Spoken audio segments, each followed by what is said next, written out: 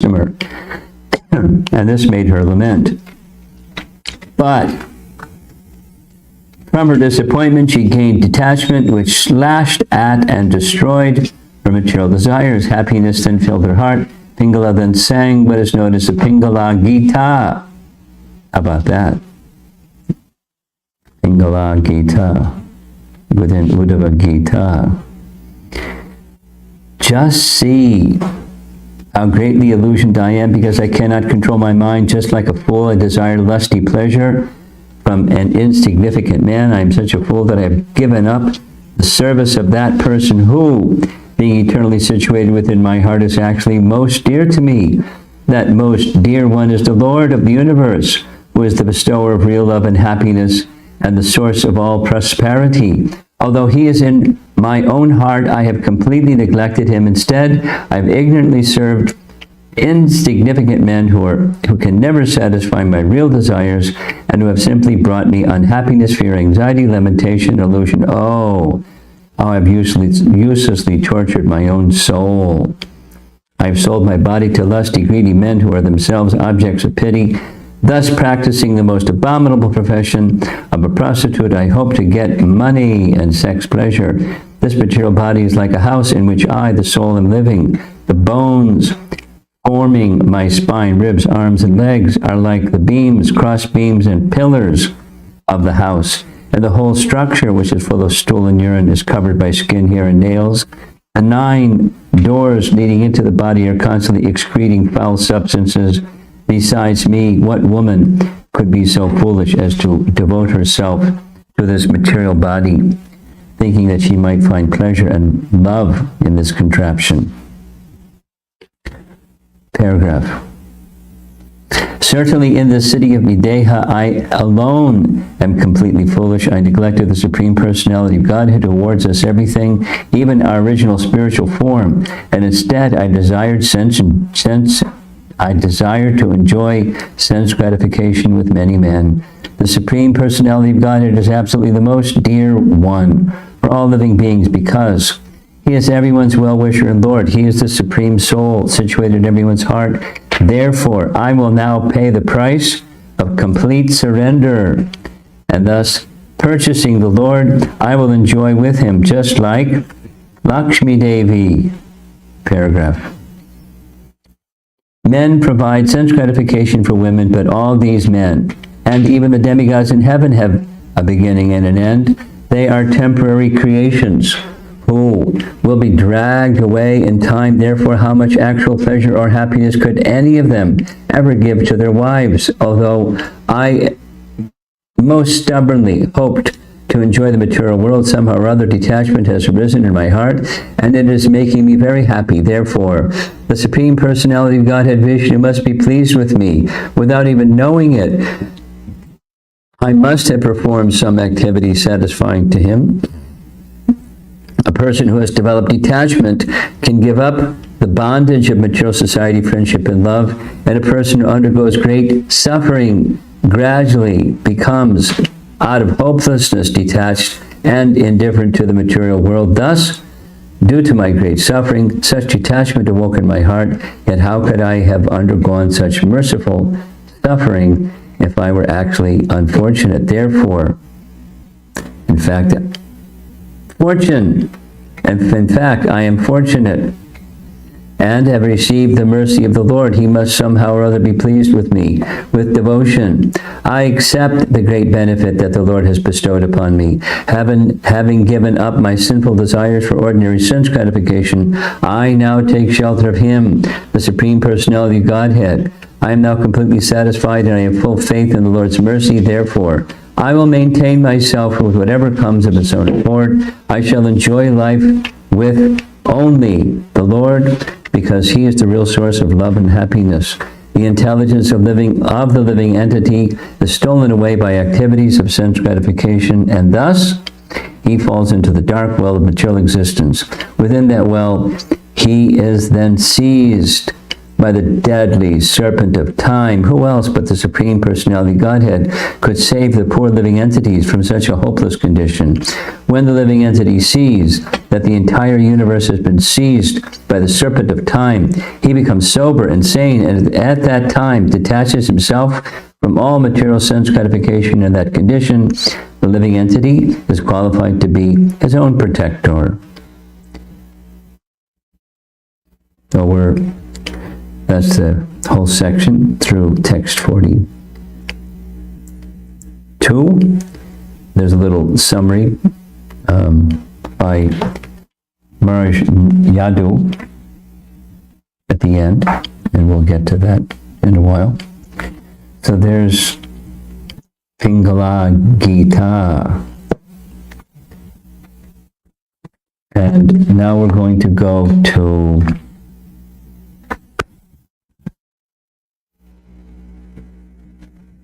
what happened.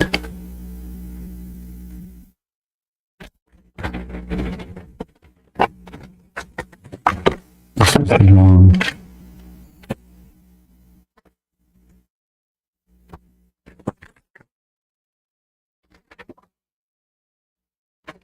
Oh, I see. Text 40, I think. Yes? Text 40. 36. 36. Okay. Okay. Okay. Text 36. Men provide sense gratification for women, but all these men, and even the demigods in heaven, have a beginning and an end. They are all temporary creations, will be dragged away by time. Therefore, how much actual pleasure or happiness could any of them give to their wives? Bhakti Siddhanta's slightly different translation. Men give women some satisfaction to their senses, but they are all destined to die, even the demigods and the heavenly planets. These men are temporary creations of the illusory energy of the Lord, who will be forcibly dragged away by time. Considering this, how much pleasure can men actually give to their women? BBT purport, very short. In this material world, everyone is basically pursuing his personal sense gratification, and thus everyone is being ruined by the influence of time. On the material platform, no one actually helps anyone else. So-called material love is simply a cheating process, as the Lady Pingala is now discovering.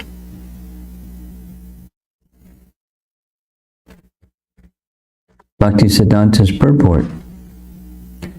Tempting objects of this world, proud men who are busily absorbed in their temporary material identifications, and demigods who cannot award any true benefit to their subordinates, are destroyed by time as a result of their karma. And Bhaktisiddhanta's summary of Vishwanath Chakravarti Thakur's commentary. Pingala thought, all men, and even demigods who endeavor to fulfill their lusty desires, are subject to birth and death, so how can they please their wives? I therefore conclude that no one in this world or in the next, other than the Supreme Lord, is worthy of my service. And here's Vishwanath's actual commentary. Sense objects, comma, men who provide sense gratification for women, comma, and even the devatas, have a beginning and an end and are destroyed by time. Therefore, how much actual pleasure could any of them ever give to their wives? Paragraph. Sense objects, kama, comma, men who give pleasure, and devatas as well, are all destroyed by time. What pleasure can they give to their wife? None at all. Thus, in this world and in the next, no one except the Lord should be served. Okay. Here's just for amusement. This is the illustration Shruti picked for people that are having happiness together. They're actually cheating one another. Knowingly or unknowingly. This looks like knowingly. Okay, so 37. Oh, we'll go to what the text says.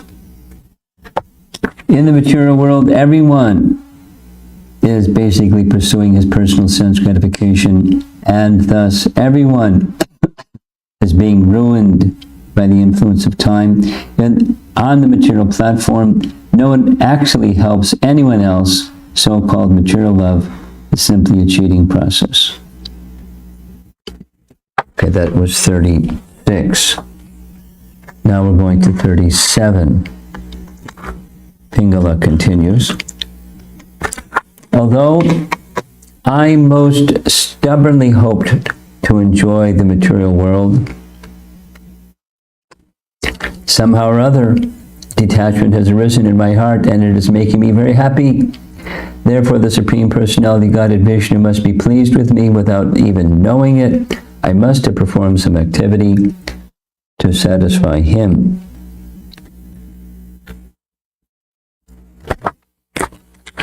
The BBT purport. In this regard, one should contemplate the purport of the following verse from Srimad Bhagavatam 11:23-28, which comes later in Uddhava Gita, and the translation is, the Supreme Lord Hari, who is the Lord of Lords, must have been pleased with me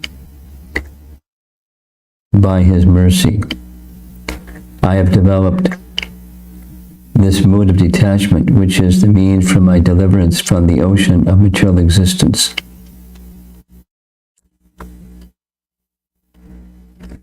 Okay. Here's Bhaktisiddhanta's rephrasing of Vishwanath's commentary. In this way, Pingala praises her good fortune. Some learned authorities have said that when Dattatreya happened to come to Pingala's house, she said to him, "Oh, foremost sage, what have I done to have the good fortune of seeing you? Today you have mercifully blessed my house. Please come in, have some food and water, and then rest a while." Some learned authorities say. Indeed, Pingala even cleansed her courtyard when Dattatreya arrived there out of his own sweet will. That's Bhaktisiddhanta. Here's Vishwanath. Vishnu is pleased with me for some action of mine, although I most stubbornly hoped to enjoy the material world. Detachment has arisen in my heart, and it is making me happy. Discerning in this way, she glorified her good fortune. Oh, best of detached persons, today make my yard successful by your mercy. Come here and rest, eat and drink. Having addressed Dattatreya, who had arrived on his own, she began to clean and decorate the place at night. This is the explanation of some authorities. It doesn't say who those some authorities are, but that's text 37. 38. Pingala says, a person who has developed detachment can give up the bondage of material society, friendship, and love, and a person who undergoes great suffering gradually becomes out of hopelessness detached and indifferent to the material world. Thus, due to my great suffering, such detachment awoke in my heart, and yet, how could I have undergone such merciful suffering if I were actually unfortunate? Therefore, I am in fact fortunate, and to receive the mercy of the Lord, he must somehow or other be pleased with me.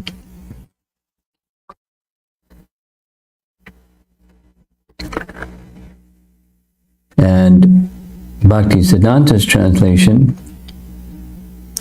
one who has developed detachment can give up the bondage of material existence, and one who undergoes great suffering gradually becomes, out of a sense of hopelessness, indifferent toward the material world.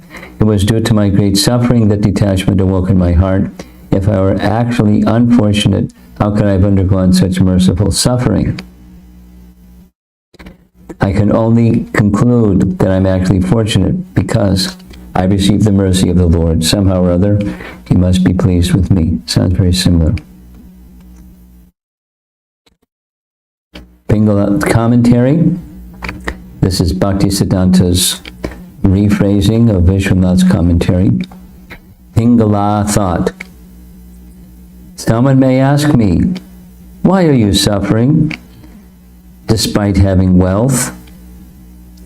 Is it because Lord Vishnu is not pleased with you? I would reply, please do not say that. If Lord Vishnu was not pleased with me, then I, who am an unfortunate prostitute, would not have developed a mood of indifference. Because of this indifference, I was able to give up all material aspirations and achieve satisfaction within my heart. And here's what Vishwanath actually says. The suffering of an unfortunate woman could not be the cause of detachment. By a person gives up bondage and attains peace. Something's wrong with the grammar.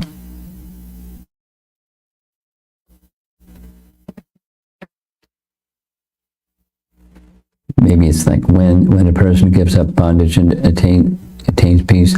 How can Vishnu be pleased with you if you have not obtained wealth? Answer, if Vishnu was not pleased with me, the sufferings of the unfortunate prostitute would be no reason for becoming detached. By this detachment, a person gives up bondage, the house and family, and attains peace. So what that's apparently saying is suffering alone doesn't create detachment. It's the mercy creates detachment.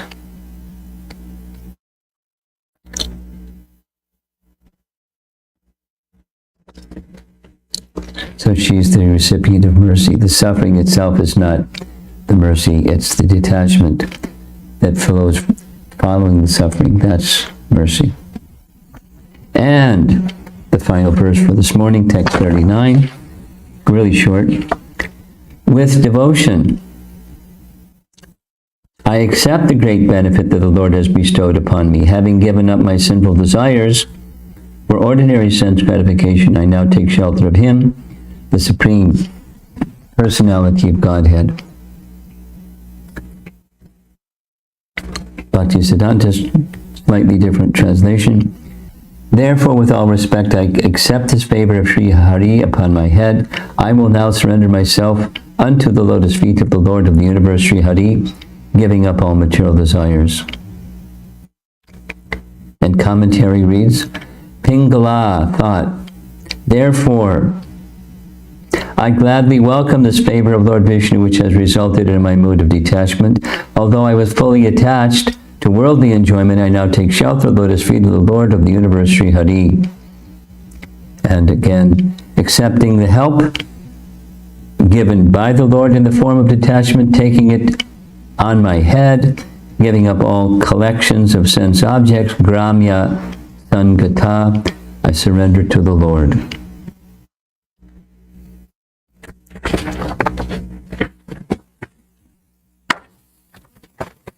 Far out, huh? He's going to take sannyas.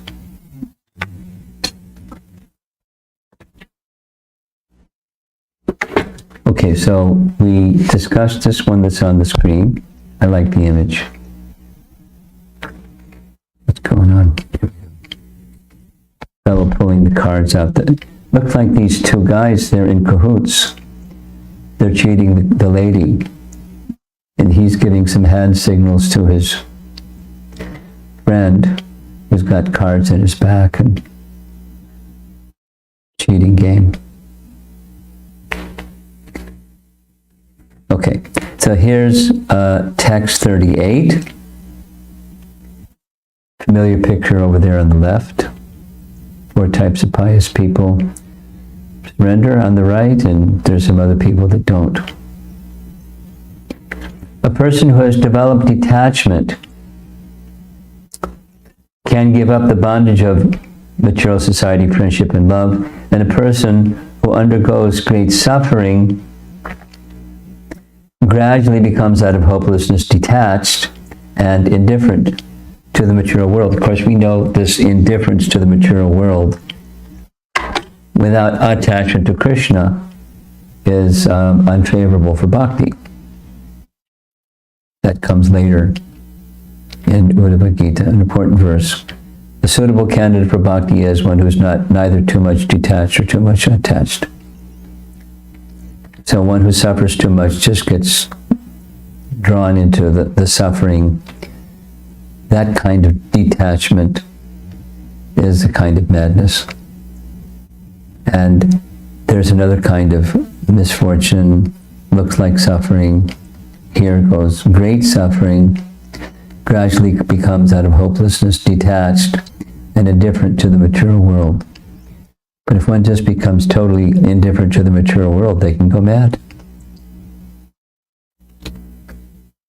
The existentialist, the classic existentialist. Nothing matters, life doesn't matter because I'm just numb from interaction with the material world, with the hopes of enjoyment, and it doesn't bring enjoyment. So it's really good fortune to have Harikatha or have topics about the personality of Godhead.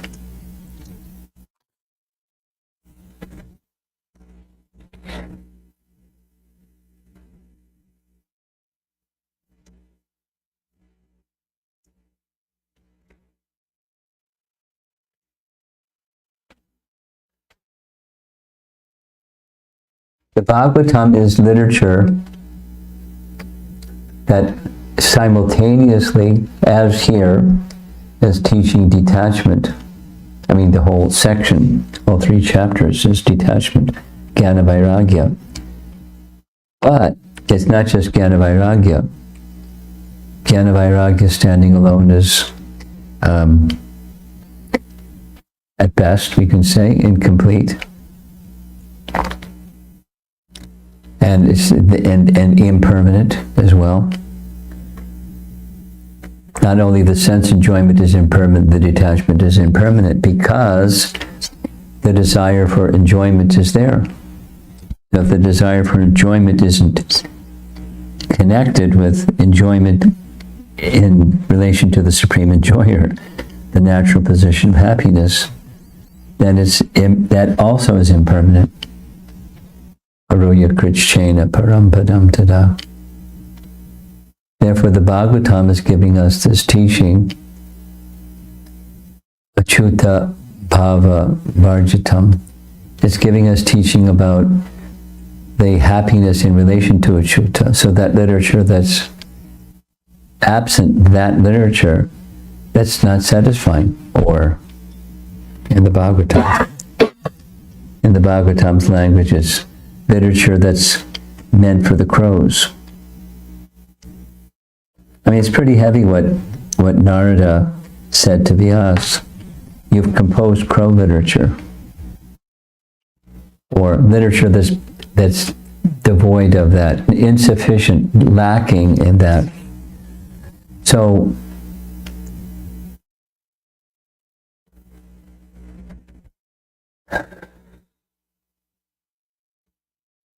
how Srila Prabhupada introduced Krishna consciousness to people in the West or in the world? He was very strong on detachment. He wasn't shy about it. You know, the futility of finding happiness through fruitive activities and all of that, over and over and over. But detachment is insufficient. So the important, the real effective way of detachment is attachment to Krishna. But attachment to Krishna is not going to happen without detachment. It's an obstacle that prevents attachment to Krishna. So how he did it was really amazing. It was mainly him. His Krishna bhakti. And what about us? It's not like Kali Yuga has gotten, nicer. So how important is it for us to teach detachment when we're introducing bhakti to others? How important is it? Or if it's important, how do we go about it? Well, the higher taste principle is certainly, distribute prasadam, and it's pretty convincing. It's very satisfying to take prasadam only and not to take other things.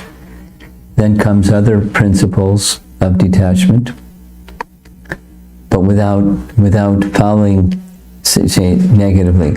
By engaging in sinful activities, it's not possible to advance spiritually. Unless there is some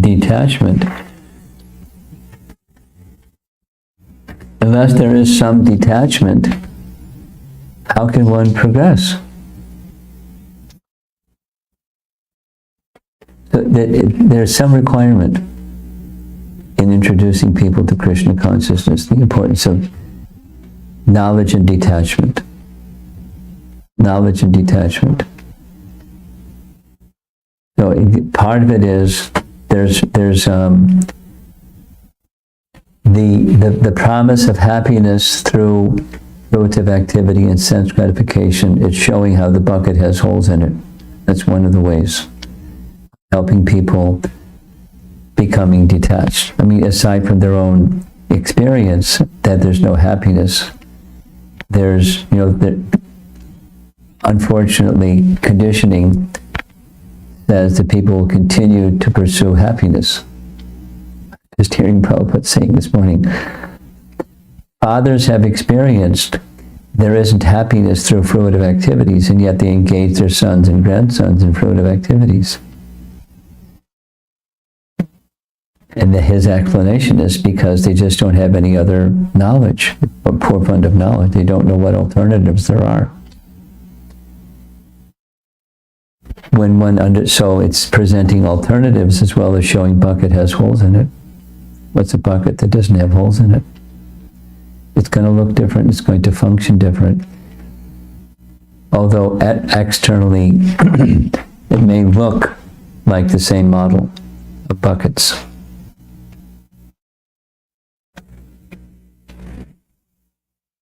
So being examples of happiness in life that's not the happiness that's based upon senses and sense objects. And, we just heard Vishwanath Chakravarti Thakur say it, or Bhaktisiddhanta say that Vishwanath said it. Just some opportunity to associate with a sadhu. Bhava matra sadhu sangha sarva siddhi hoy. Some philosophers, some authorities say that Dattatreya visited and she cleaned her yard and offered him some water and something to eat, and she was respectful. So that, little service, association and service to a sadhu, is very significant.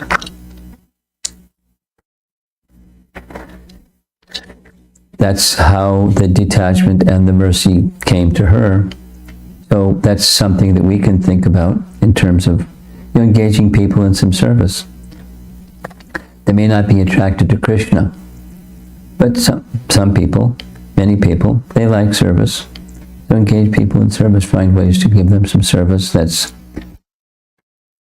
in relation to Krishna consciousness. And some people like this, and some people like that.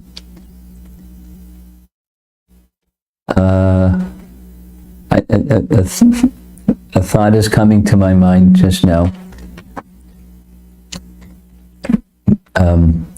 last time I was in Palatine, Brajabhumi just reminded me how she began Krishna consciousness. Brajabhumi, you know who she is? Prema Trangani knows. Do you know Brajabhumi?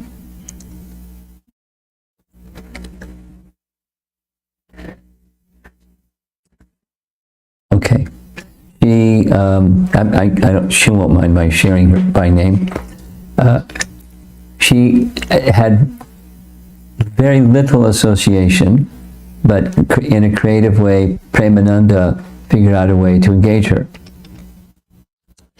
Her, as far as I understand, her profession had something to do with architecture.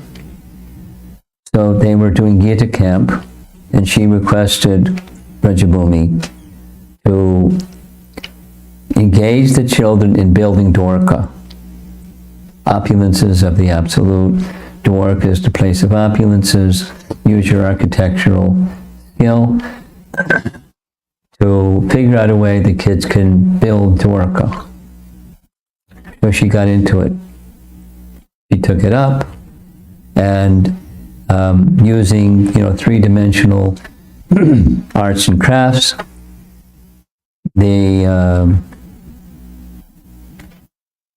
she had the kids build Dwarka.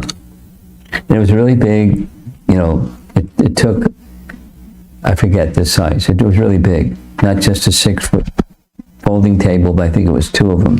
But it was, boundary walls and lakes and trees and buildings and avenues and everything that it says in the Bhagavatam. What's in Dwarka.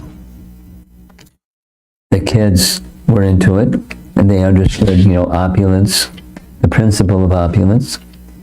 And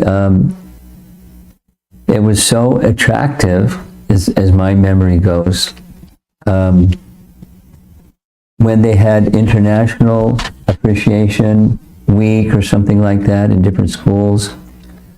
It was, or month or something like that.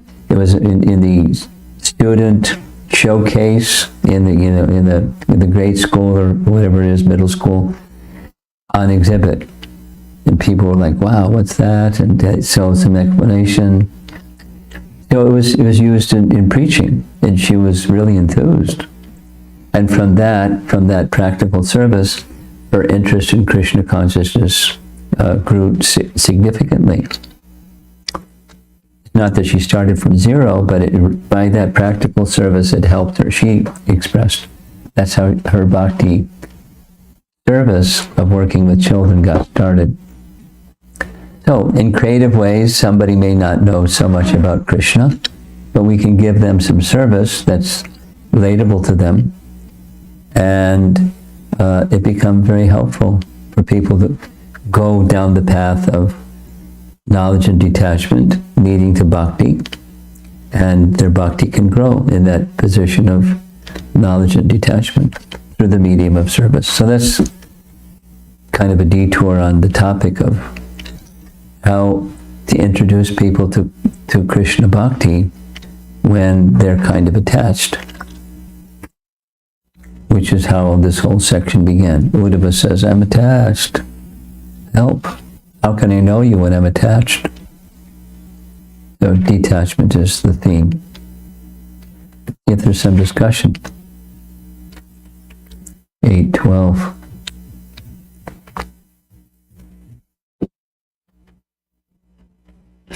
Are you ready with the microphone?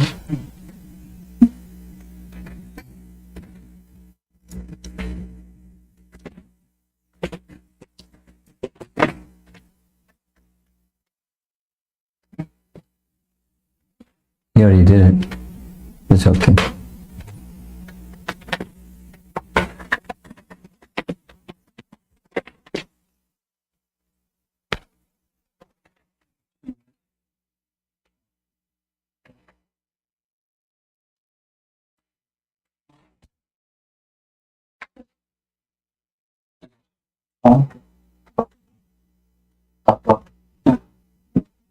Yeah, right. Not coming. Hare Krishna. Hare Krishna. Keep this. Yes, let's go. Let's go. You speak and he'll adjust. Okay, sure. like from hearing Pingala's realization, I practically see how devotees can see mercy in the suffering. How devotees can see mercy in their suffering. In their suffering. Here comes a microphone that works. Look at this one, it's really cute. Okay, just keep going. Yeah. So the devotees, I can learn how devotees see mercy in the suffering also, because we hear that was one of the benediction of Bhagavatam also, by reading Bhagavatam, by associating with devotees through Bhagavatam, associating with Krishna through Bhagavatam. Then that even though suffering is there in devotees' life, they can see, they can not just tolerate it, but they see as a mercy of Krishna. That's what they're appreciating from this section.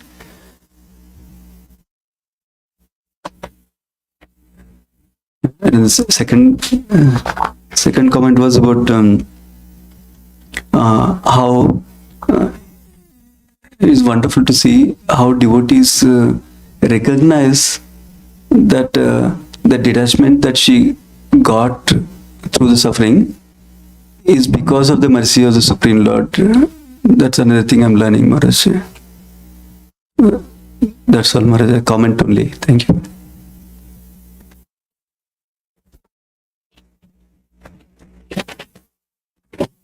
Mm-hmm.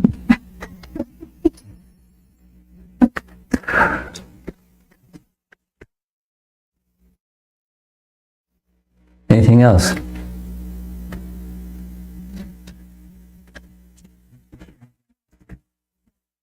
You have something?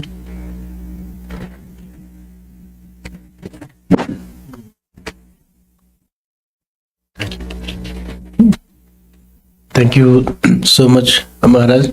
Hare Krishna. Hare Krishna. And today's class, my takeaways, like comment, I mean, how important the detachment is. But it's not so easy for me. But you explained as detachment by attaching to Krishna, and association of the devotees and sadhu will help us moving towards detachment. Yes. But especially for me, it's very hard. I mean, householders, me, I'm not talking about others. It's very, very hard. But by coming to the, classes, association of the devotees, hearing and again, I think definitely it's going to be helpful to stick to the process. Thank you so much. Nirvrita Tayarshire Upagiyamana. We discussed this yesterday morning. It's a verse in 10th Canto, Chapter 1, spoken by, I believe it's spoken by Maharaj Parikshit. Nirvrita Tayarshire Upagiyamana. The mind becomes detached from hankering for the temporary by hearing topics of Krishna. It's two things, it's a double whammy, two things at the same time. Detachment from the temporary, attachment to the eternal by harikatha, by upagiyamana, by hearing transcendental topics. So while it may be difficult, because we're conditioned souls, it's difficult, because minus Krishna, it's only one thing, Maya. Minus Krishna, it's the world of Maya. So by placing Krishna in that world through hearing and chanting, in the association of devotees, then attraction for Krishna and detachment from matter arise. That's our hope. It's our means. Anything? Guru Maharaj, one particular appreciation because it's been in my thoughts of how bhakti is independent and bhakti kind of descends. It's not by our doing something. So that's something I'm particularly appreciating in this section. That all that Pingala did was somehow, or it's not really that she did, but her heart was in a more open space. And, you know, and then bhakti descended. And her surrender was a reciprocation really to, you know, bhakti touching her heart. I like that. It's emphasized in different ways, in different places, but that's a nice, it's a fact. Because we can't like get bhakti. It's awarded. Yeah. And it can be awarded more strongly, or moderate, or weaker. And it's somehow. So bhakti descended on her because of some service, some unknown, she didn't even know what. So our acharyas say, some authorities say was this.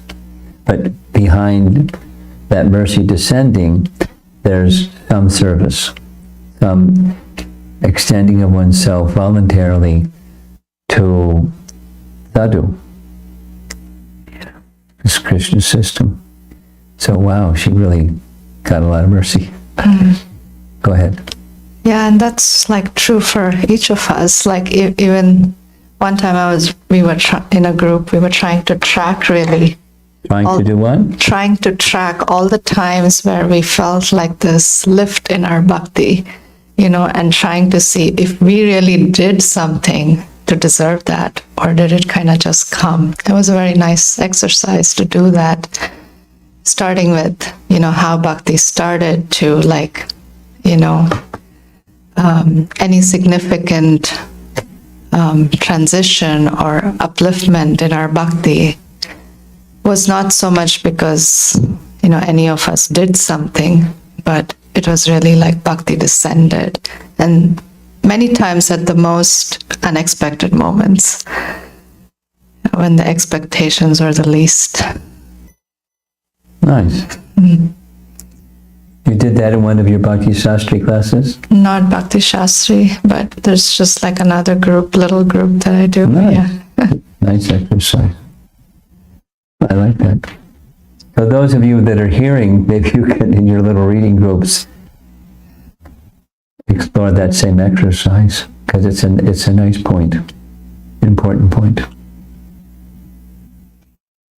Okay, there's a few questions online. First is from Shubhra. Guru Maharaj, how to address weaknesses of heart in the realm of detached caring that's weakening one's resolve to service? Read it again. How to address the weakness of heart in the realm of detached caring that's weakening one's resolve to serve or service.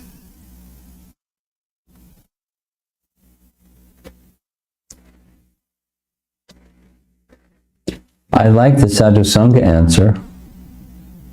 You know, it may be a shortcut. But Sadhu Sangha means, in a broad sense, in the association of sadhus, we do with sadhus what sadhus do.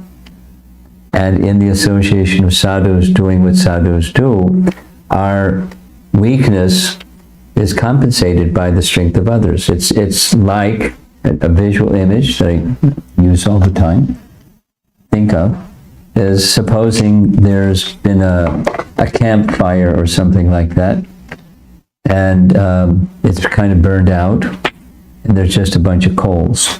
They're kind of like glowing a little bit, but the fire is out. So really simple, 1, 2, 3.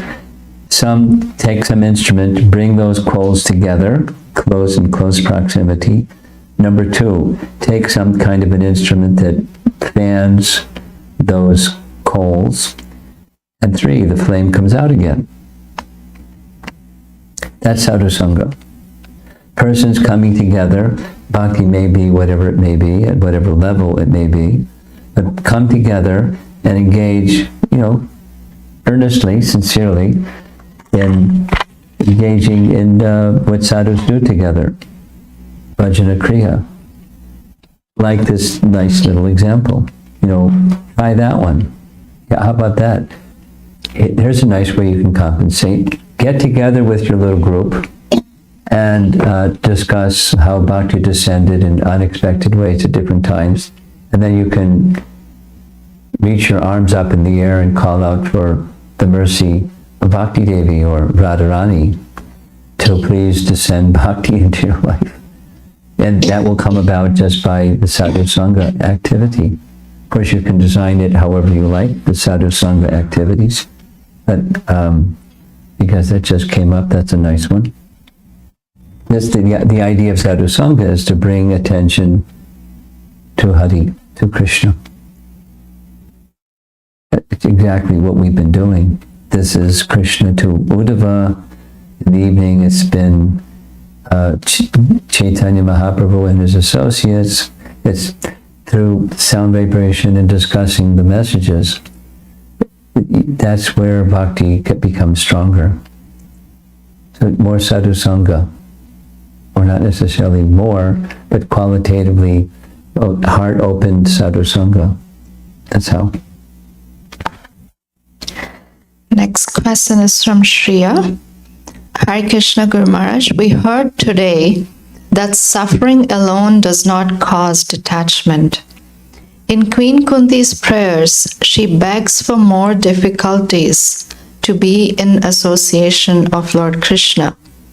I always thought that suffering is one of the important factors. Could you please Important comment? factors in what? It sounds like important factor for growth or something. Well, the reason, it's an important detail, the reason Queen Kunti was appealing to Krishna for more suffering is because Queen Kunti had the realization that whenever there's a difficulty, Krishna comes. So if the price, or if the cause to get the result, the effect, Krishna comes, bring on the sufferings, bring on the difficulties, bring on the hardships, because Krishna will come, and that's what I want. And since I want the outcome, the effect, Krishna comes, whatever it means, to bring Krishna, I'm ready. So now,